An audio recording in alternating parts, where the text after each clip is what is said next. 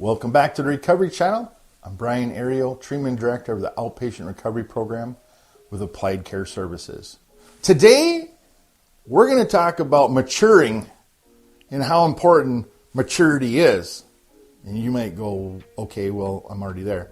But I'm going to talk about maturity in a little bit different way. And we're going to talk about maturity in our diagnosis. Doesn't matter what our diagnosis is. We're going to talk about how do we mature in our diagnosis. So I come from the addiction background. I'm also working towards my hours in licensure as a therapist. And one common theme has come to me is our maturity within our diagnosis. When we're first diagnosed with something, it's kind of rocks our world, right? Like, oh, how is this happening? Why is this happening to me? What does this mean? And we might go on WebMD, we might go on a lot of different sites and kind of like self-diagnose or seek, like, these are all the symptoms that I could possibly have. But hold on, hold the phone, slow down a little bit. Everybody presents a little bit differently. But one thing that is common is a maturity in our diagnosis. And you might say, well, what does that mean? Is it like the amount of time that I have the diagnosis? Yeah, for a little bit of it. But there's also inner workings within what we do about our diagnosis. So, this is what we're going to do today. We're going to discuss like accepting the truth of the reality, right? We accept our diagnosis for what it is. It's not a label. It's basically an easy way for us to describe everything that's going on with you without getting into everything that's going on with you in a shorthand version. And your diagnosis doesn't make you that kind of a person. It has nothing to do with a label. It's just an easy way for us to communicate as professionals to what's going on with you. So a diagnosis is not a label, and the diagnosis does not define you as a person. However, symptoms and what we actually do within that diagnosis kind of makes us look one way or the other. So when we talk about maturing in our diagnosis, it means, are we doing the things that we need to do to cope with and manage?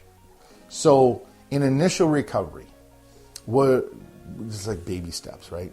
In initial recovery, we've just stopped our substances. We kind of feel garbage.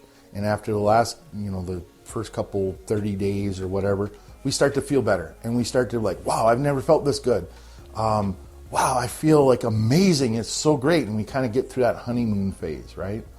And that honeymoon phase might last for a couple weeks. It might last for a couple years. But then we tend to fall back into our old behavior traits, our old patterns, and we don't stick with the things that were working for us right then and there.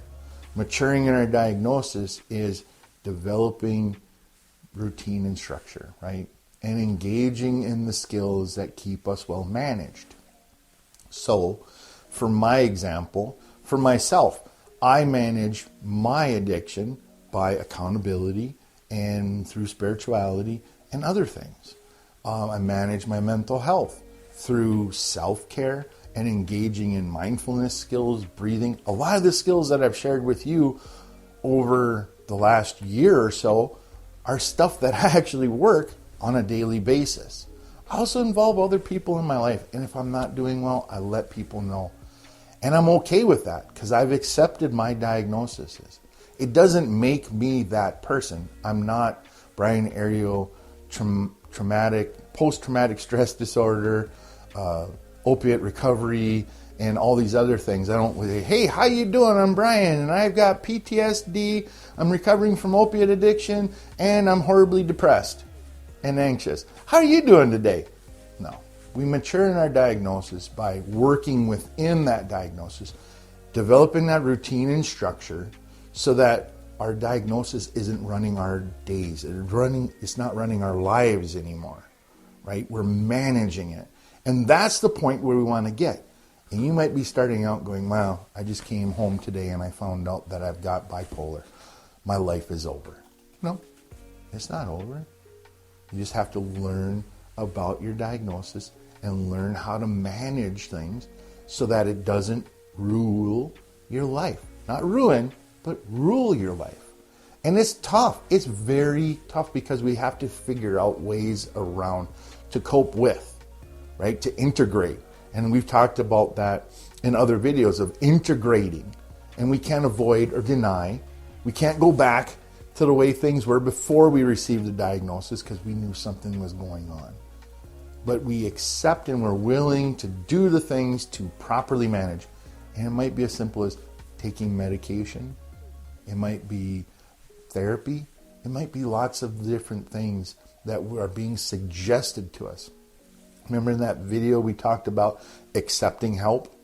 This is where it comes down to, and maturing in our diagnosis is accepting the help and being able to work the skills that are going to help us manage and get on the other side of this thing. So we can go back to work full time. So we can have a happy, semi-happy life. So we can cope with things and not be all spun out of control. And it's a process. It doesn't happen overnight. It takes years. For some it takes years. For others, maybe not so long. But when we get to this point and we're like going, well, do I really have this anymore? Because I'm doing everything in a second nature and I'm managing so well. And I have like maybe 1 or 2 bad days out of a week or a month. Is this still a valid thing? Yeah, it is.